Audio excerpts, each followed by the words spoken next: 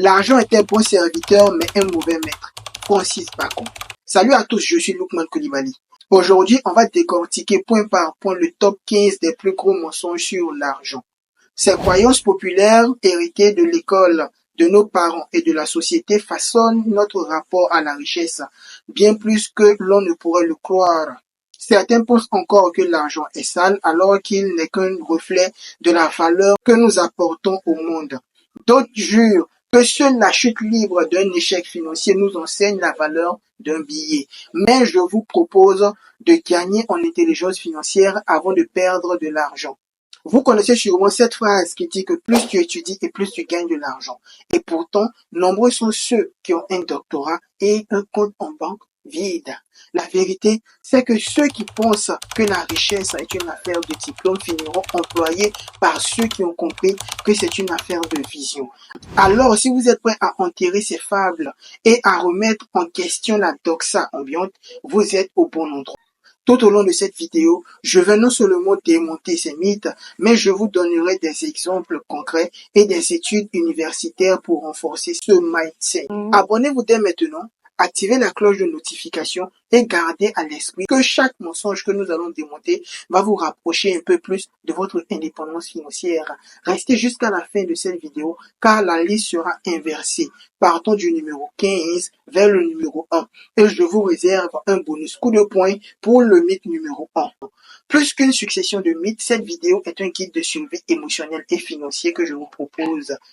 Vous verrez comment ces idées reçues blessent votre ambition, limitent vos décisions et vous enferment dans l'ombre d'une réussite qui vous tend les bras. Pour chaque mensonge, je vous exposerai la vérité pure. Croyez-le ou non, démystifier cette légende urbaine peut vous préserver de plusieurs années de galère. Parce que la richesse n'est pas le fruit du hasard, mais le résultat d'une vision. Gardez bien cette citation en tête pendant que je pulvérise ces 15 mensonges. Vous êtes sur le point de passer d'un état d'esprit passif à un mindset de conquérant. Préparez donc un stylo, un carnet et votre meilleure concentration, car c'est un changement de paradigme que nous sommes sur le point d'amorcer. Allons-y, début de transmission. Cette idée est très répandue et pourtant elle est profondément fausse. Elle repose sur une confusion entre quelques cas médiatisés de corruption et la réalité économique de la majorité des riches. Une étude du WealthX menée en 2019 a révélé que plus de 80% des millionnaires sont des self-made. Autrement dit, ils n'ont ni hérité ni triché. Ils ont créé de la valeur en lançant un produit, une entreprise, un service ou une innovation. Prenons l'exemple d'Elon Musk. Le gars a dormi sur le sol de ses bureaux à l'époque de Zip 2. Il a mis en jeu sa propre fortune plusieurs fois pour sauver Tesla et SpaceX. Même chose pour Oprah Winfrey, née dans une famille extrêmement pauvre dans le Mississippi. Aujourd'hui, elle est milliardaire, sans avoir escroqué qui que ce soit. Pourquoi alors ce préjugé persiste-t-il? Parce que dire des autres qu'ils ont triché ou qu'ils ont volé, ça permet à certaines personnes de justifier leur propre immobilisme. C'est plus confortable de penser que l'autre a triché que d'accepter qu'il s'est battu pendant que toi, tu n'as rien tenté. C'est un mécanisme de défense psychologique, mais c'est aussi un piège mental. Et puis, il faut qu'on apprenne à distinguer le fait de faire de l'argent et le fait de faire du mal. Jeff Bezos est devenu milliardaire grâce à Amazon. Tu peux critiquer ses méthodes, mais des millions de personnes utilisent ses services chaque jour.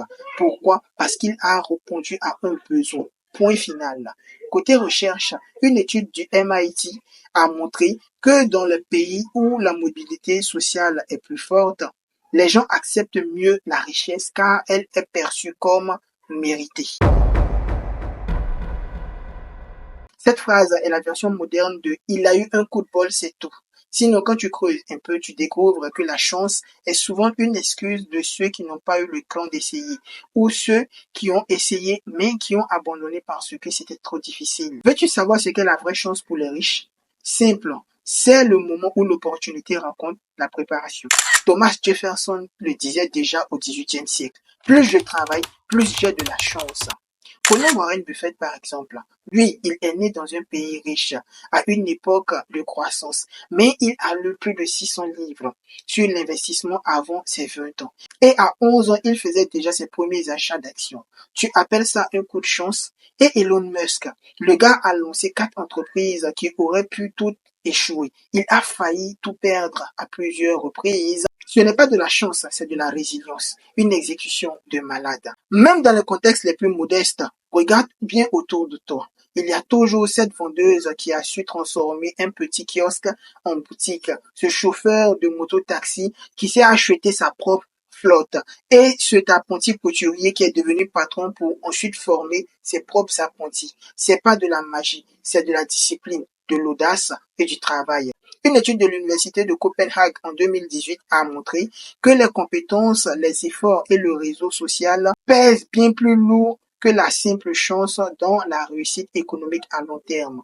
Alors oui, la chance existe, mais tu peux la provoquer en te formant, en osant, en testant et surtout en étant prêt quand elle frappe à ta porte. Parce que la chance ne sourit pas aux passifs, elle récompense les audacieux. Ça, c'est l'un des pièges psychologiques les plus puissants dans nos sociétés. On t'a fait croire que si tu quittes la galère, tu tournes le dos à tes proches, comme si la pauvreté était une valeur familiale, une marque d'honneur, une preuve d'humilité.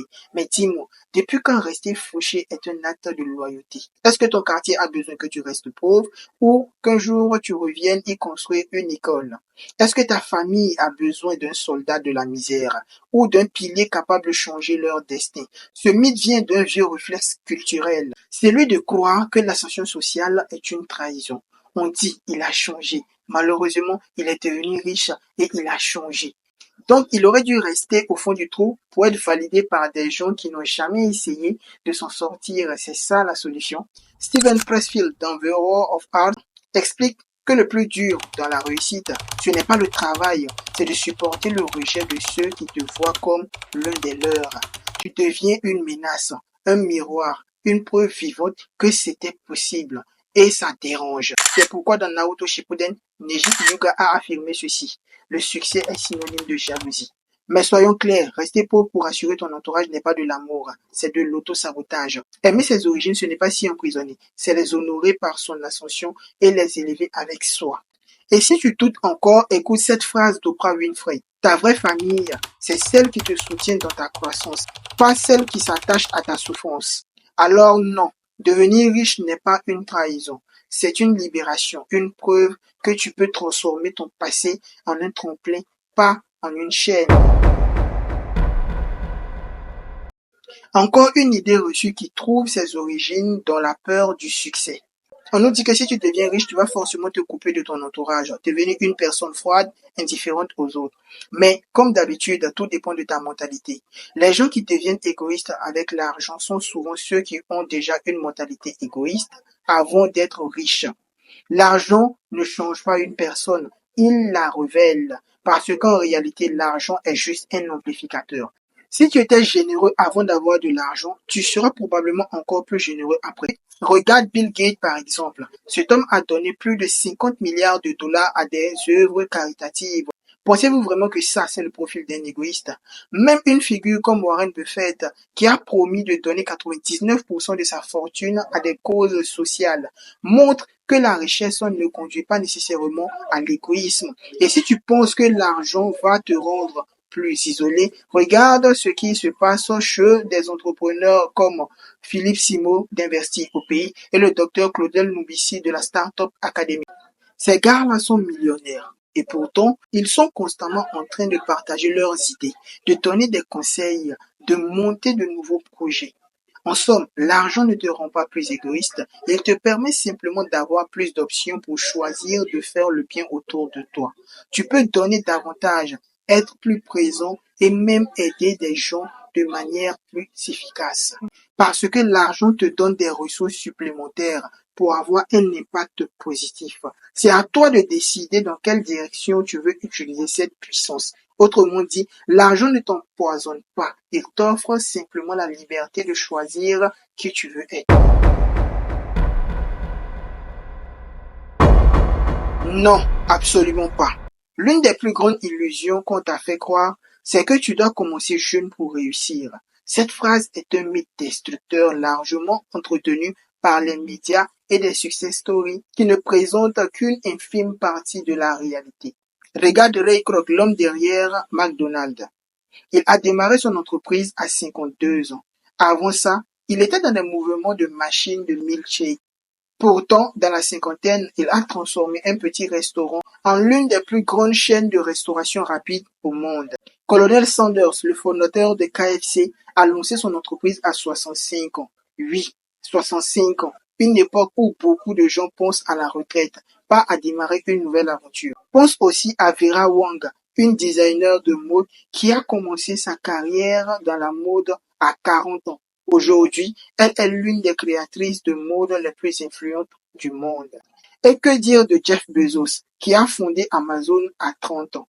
Il y a des milliers de personnes qui ont commencé plus tard et qui ont prospéré. En fait, les gens plus âgés ont un avantage énorme sur les autres. Ils ont souvent plus de clarté, plus de réseau, plus d'expérience et surtout une compréhension plus profonde de ce qui compte vraiment. À 30 ans, tu n'as pas encore tout perdu. Loin de là. Et si tu n'as pas encore 30 ans, c'est encore mieux. Mais ne laisse pas la peur de perdre du temps te paralyser. Le temps, c'est une illusion. Ce qui compte, c'est ton engagement et la détermination. Une étude de la University of California a montré que les entrepreneurs de 40 ans et plus ont un taux de succès plus élevé que les plus jeunes. Ils ont une meilleure gestion des risques, une meilleure capacité à naviguer dans l'incertitude et souvent une vision plus claire de leurs objectifs. Le temps n'est pas ton ennemi, c'est ton allié. La réussite n'a pas d'âge, mais une détermination.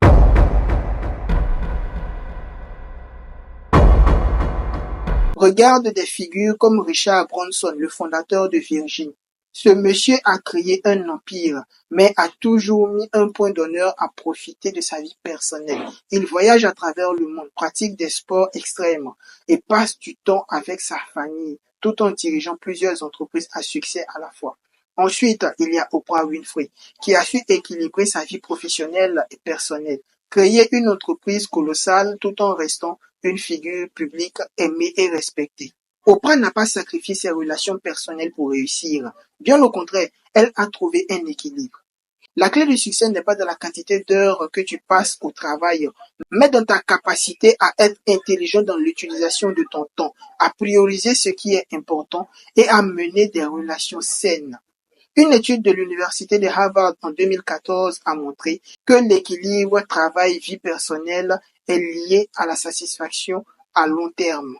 Les personnes qui trouvent cet équilibre ont moins de pression, moins de stress, une meilleure santé mentale et sont très productifs. Bien sûr, au début de ton aventure entrepreneuriale, tu feras des sacrifices, mais il ne faut pas que ces sacrifices deviennent un mode de vie permanent. Garde à l'esprit que ton temps et tes relations sont aussi précieux que ton argent, parce que le succès ne se mesure pas en heures travaillées, mais en vie enrichie. C'est l'un des plus gros malentendus sur la richesse. On croit que pour faire de l'argent, il faut parler comme un banquier, maîtriser les marchés financiers, comprendre les rouages complexes de la fiscalité ou encore être diplômé d'une école de commerce. Mais laisse-moi te dire une vérité. La plupart des gens riches ne sont pas des experts en finance, mais des maîtres dans l'art de résoudre des problèmes. Regarde Steve Jobs, ce n'est pas un expert en finance, c'est un visionnaire, un créateur de produits. Pareil pour Elon Musk, ce monsieur est un ingénieur, un stratège, un preneur de risques. Il a appris la finance en chemin, mais pas sur les bancs de l'école. Même Robert Kiyosaki, l'auteur de Père riche, Père pauvre, le dit clairement. Ce ne sont pas les compétences techniques en finance qui rendent riches, mais l'intelligence financière, c'est-à-dire comprendre comment fonctionne l'argent. Apprendre à faire la différence entre un actif et un passif. Savoir où placer son argent pour qu'il travaille pour soi. Et surtout, savoir vendre, négocier et investir. Tu peux très bien ne pas savoir faire une feuille Excel, mais devenir millionnaire si tu sais créer de la valeur, résoudre un problème et t'entourer des bonnes personnes. Une étude de l'université de Stanford en 2017 a d'ailleurs révélé que les entrepreneurs les plus prospères ne sont pas nécessairement les plus instruits en finance, Mais ceux qui savent s'adapter rapidement, apprendre de leurs expériences, apprendre des décisions sous pression. Et aujourd'hui, avec tous les outils disponibles, c'est-à-dire les cours en ligne, les applications de gestion, les coachs financiers, tu peux te former progressivement sans avoir besoin d'un master en économie. Est-ce que les riches ne pensent qu'à l'argent? Cette question est un piège parce qu'elle part d'un préjugé émotionnel. C'est-à-dire que si quelqu'un est riche, c'est forcément parce qu'il est obsédé par l'argent, qu'il est cupide, avare ou froid. Mais ça, c'est un raccourci intellectuel très dangereux. Parce qu'en réalité, les vrais riches ne pensent pas qu'à l'argent. Ils pensent à l'impact. Ils pensent à comment résoudre des problèmes, comment améliorer le monde, comment faire évoluer les mentalités, comment créer de la valeur à grande échelle. L'argent pour eux est un outil, pas un objectif. Regarde Elon Musk par exemple. Tu penses vraiment qu'il a lancé SpaceX juste pour accumuler de l'argent? Non, il veut coloniser Mars. Il veut repousser les limites de l'humanité. Regarde Muhammad Yunus, le fondateur de Grameen Bank, qui a inventé le microfinance pour aider les plus pauvres à s'en sortir. C'est un homme riche, oui, mais il pense d'abord à l'impact social. Que dire de Tony Robbins, un multimillionnaire américain, mais qui passe son temps à donner des séminaires, à coacher des gens, à nourrir des millions de familles chaque année à travers sa fondation. L'argent, ce n'est pas une fin, c'est un moyen. C'est souvent ceux qui n'en ont pas qui pensent le plus, et pas dans le bon sens. Ils pensent à comment en gagner rapidement, comment s'en sortir rapidement, ou encore comment ne pas en manquer.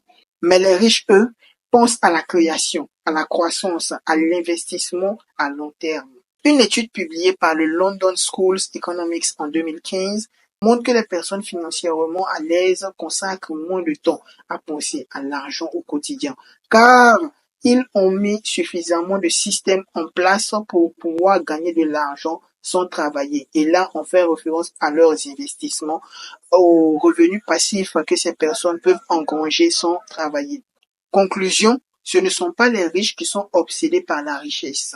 Ce sont ceux qui n'en ont pas, qui vivent dans une dépendance mentale permanente à l'argent.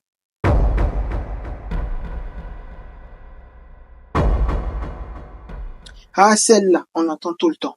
S'il a gagné de l'argent si vite, c'est qu'il a volé ou triché. S'il s'est enrichi aussi vite, c'est parce qu'il a fraudé. C'est une croyance profondément ancrée dans nos sociétés, surtout là où la souffrance est glorifiée et où l'on pense que la lenteur garantit la légitimité. Mais laisse-moi te poser une question. Depuis quand la rapidité est-elle synonyme de malhonnêteté? En vérité, ce n'est pas la vitesse qui est le problème, c'est le processus. Il existe bel et bien des moyens légitimes, éthiques et légaux de générer de l'argent rapidement. Et souvent, ils sont liés à une connaissance rare, une opportunité unique, la maîtrise d'un levier tel que l'Internet, l'immobilier ou le marketing, ou encore une prise de risque calculée. Par exemple, un entrepreneur qui lance un produit digital qui résout un vrai problème et qui fait 50 000 $ en 24 heures, soit 30 millions de francs CFA. Ce n'est pas louche, c'est le fruit d'un travail de fond, d'un bon positionnement, d'une bonne stratégie. Regarde le lancement d'Apple avec iPhone. En quelques jours, c'est des milliards qui sont entrés. C'est de la stratégie, pas de la magie noire. Même dans l'immobilier, certains investisseurs peuvent gagner gros très vite grâce à des achats intelligents, des travaux bien gérés ou des reventes stratégiques. C'est rapide, oui, mais c'est pas louche. Une étude de l'université de Wharton en 2020 a démontré que les revenus rapides et élevés dans certains secteurs comme la technologie, le consulting ou l'entrepreneuriat digital ne sont pas dus à de la fraude, mais à l'effet de levier et à la scalabilité. Ces gens ont juste compris comment amplifier leur valeur avec les bons outils. Ceux qui trouvent ça louche sont souvent ceux qui n'ont pas appris comment fonctionnent ces systèmes ou qui ont été exposés uniquement à des chemins frauduleux, des arnaques pyramidales ou encore des systèmes de Ponzi. La vraie question, ce n'est pas est-ce que c'est allé vite, mais comment est-ce que c'est allé? Parce que la lenteur n'est pas une preuve d'honnêteté et la vitesse n'est pas une preuve de tricherie. C'est la méthode qui fait toute la différence.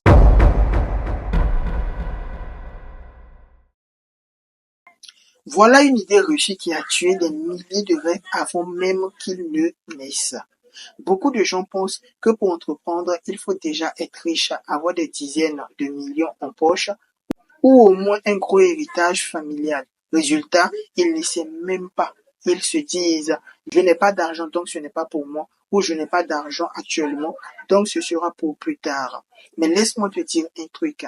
Le capital le plus important, ce n'est pas l'argent, c'est l'idée, l'audace et la capacité à résoudre un problème. Chris Gardner, l'homme dont l'histoire a inspiré le film À la recherche du bonheur, a connu la rue, dormi dans les toilettes publiques avec son fils et s'est battu pour décrocher une place de coursier. Il n'avait aucun capital financier, mais il avait la rage de vaincre. Ce que tu dois comprendre, c'est qu'il existe des milliers de modèles économiques qui demandent très peu de capital. Les business en ligne, l'affiliation, le freelancing, la vente de services, le consulting, la rédaction web. Tu peux commencer petit avec presque rien et faire l'effet boule de neige. Une étude de la GME, Global Entrepreneurship Monitor, a montré que plus de 60% des entrepreneurs dans le monde ont lancé leur business avec moins de 50 $. Ce qui les a distingués, ce n'est pas le montant de départ, mais leur capacité à prendre des décisions intelligentes, à s'adapter et à apprendre vite. Alors non, tu n'as pas besoin d'un gros capital, tu as besoin d'un gros mental, parce que tu peux manquer de capital. Mais si tu n'as pas d'idée, tu resteras pauvre même avec des millions en banque.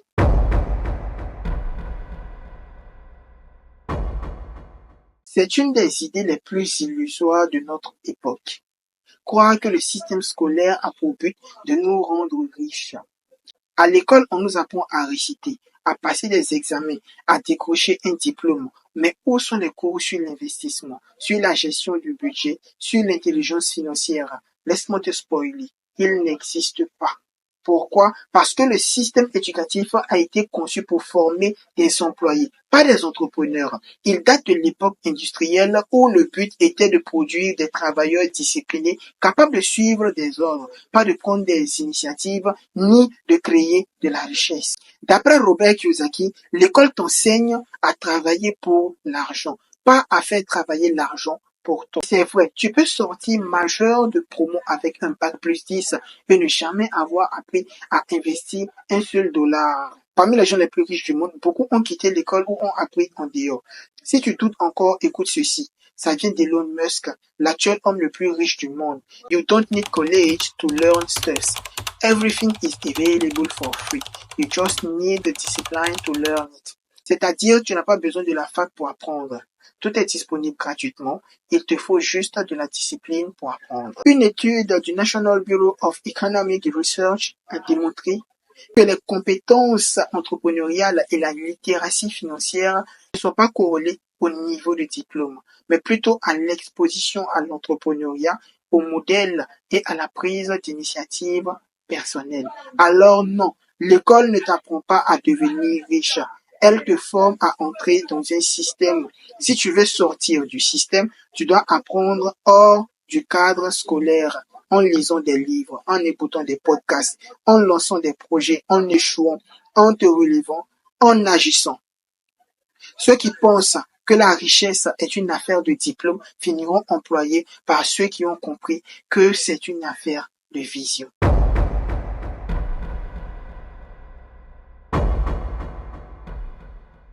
C'est l'un des clichés les plus confortables pour ceux qui ne veulent pas se bouger. Ils sont riches parce qu'ils ont eu de la chance, ils sont riches parce qu'ils sont nés dans la bonne famille, ils sont riches parce qu'ils ont reçu un héritage de la part de leurs parents.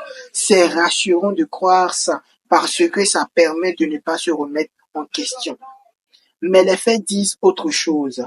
En effet, une étude de WealthX en 2023 déclare qu'environ 68% des milliardaires dans le monde sont des self-made, c'est-à-dire qu'ils n'ont pas hérité leur fortune, mais l'ont créée eux-mêmes. Ce chiffre grimpe même jusqu'à 75% aux États-Unis, ce qui revient à dire que 75% des milliardaires des États-Unis sont des self-made. Donc oui, il y a des héritiers, mais ce ne sont pas la majorité. Et parmi ceux qui héritent, beaucoup perdent leur fortune. car ils n'ont pas la compétence pour la gérer. Comme le dit un proverbe chinois, la richesse survit rarement au-delà de 3 générations, parce que la première crée, la deuxième gère et la troisième dilapide. Ce qu'il faut retenir, c'est que la richesse créée par héritage fait beaucoup de bruit parce qu'elle est médiatisée. Mais la vraie richesse durable vient souvent de ceux qui ont appris à se battre, à construire, à chuter et à recommencer.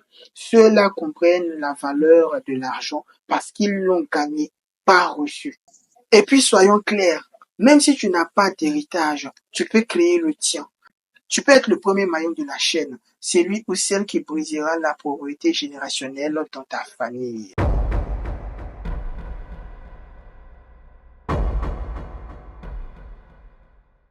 Cette idée reçue est un cliché dangereux mais très répandu. Si quelqu'un est riche, c'est qu'il a forcément écrasé d'autres pour y arriver. La vérité est beaucoup plus nuancée. Être riche ne veut pas dire exploiter, ça veut dire créer de la valeur à grande échelle. Et souvent, ceux qui s'enrichissent durablement sont ceux qui résolvent un problème pour des milliers, voire des millions de personnes. Regarde Jeff Bezos, il a créé une plateforme qui permet à tout le monde de vendre ou d'acheter. Elon Musk développe des technologies pour accélérer la transition énergétique. Strive Masiyiwa au Zimbabwe a permis à des millions de personnes d'avoir accès au téléphone mobile. Est-ce qu'ils ont des employés? Oui. Est-ce qu'ils les exploitent? Non. Ils les payent pour un travail, souvent avec des avantages, de la formation et parfois même des actions dans l'entreprise. Une étude de l'Université de Pennsylvanie en 2019 a révélé que les entrepreneurs qui réussissent à long terme sont ceux qui investissent dans leurs équipes, partagent les bénéfices et créent des environnements de travail stables. Bien sûr, il y a des abus comme dans tous les milieux, mais ce n'est pas les riches qui créent l'exploitation, c'est l'absence d'éthique. Et des gens sans éthique, il y en a partout et à tous les niveaux de la société. Le vrai problème, ce n'est pas que les riches soient riches, le vrai problème, c'est que trop peu de gens comprennent comment ils sont devenus riches. Plutôt que de critiquer, l'on ferait mieux de comprendre leur processus, l'adapter et l'utiliser pour élever les autres avec nous. Et ceux qui pensent que richesse rime avec exploitation ne comprendront jamais que la vraie richesse vient du fait de servir la masse. La question qui divise le monde entier. D'un côté, tu as ceux qui disent que l'argent ne fait pas le bonheur, de l'autre, ceux qui répliquent, mais il y contribue largement. Alors, c'est quoi la vérité? La vérité, c'est que cette question est mal posée. L'argent en lui-même n'a aucune valeur émotionnelle. C'est un outil, un multiplicateur. Il ne crée pas le bonheur, mais il peut acheter les conditions qui permettent au bonheur d'exister. Une étude célèbre menée par Daniel Kahneman, le prix Nobel d'économie, et Angus Deaton à Princeton en 2010 a montré que le niveau de bonheur augmente avec le revenu, mais jusqu'à un certain niveau, c'est-à-dire au seuil de 75 000 $ par an, soit 45 millions de francs CFA par an. Ce qui revient à dire que si tu arrives à faire augmenter tes revenus personnels d'année après année jusqu'à la barre de 45 millions de francs CFA ou à la barre de 75 000 $ par an, tu verras qu'à chaque fois, ton niveau de bonheur ne fera qu'augmenter avec le montant qui augmente. Au-delà de ce montant, le bonheur ne dépend plus de l'argent, mais de ta perception de la vie, de tes relations et de ton impact. Mais ne te méprends pas, ne pas avoir d'argent rend la vie très difficile. La précarité, les dettes, le stress financier, tout ça détruit ta paix intérieure. Avoir de l'argent, c'est acheter du temps, c'est-à-dire le temps des autres, de la liberté, du confort, des soins médicaux de qualité, une bonne éducation pour tes enfants, la possibilité de dire non. Et tout ça, crois-moi, ça aide sacrément à être heureux. L'argent ne remplace pas l'amour, la santé, la spiritualité, mais il empêche la misère, la frustration et le manque de choix. Un proverbe africain dit, quand la pauvreté frappe à la porte, l'amour saute par la fenêtre. Alors non, l'argent ne fait pas le bonheur, mais la pauvreté non plus. Et entre les deux, je choisis la liberté. Et si tu doutes encore, écoute ça. L'argent ne t'achètera pas le bonheur, mais il t'évitera 99% des problèmes qui t'empêchent de l'atteindre. Flex.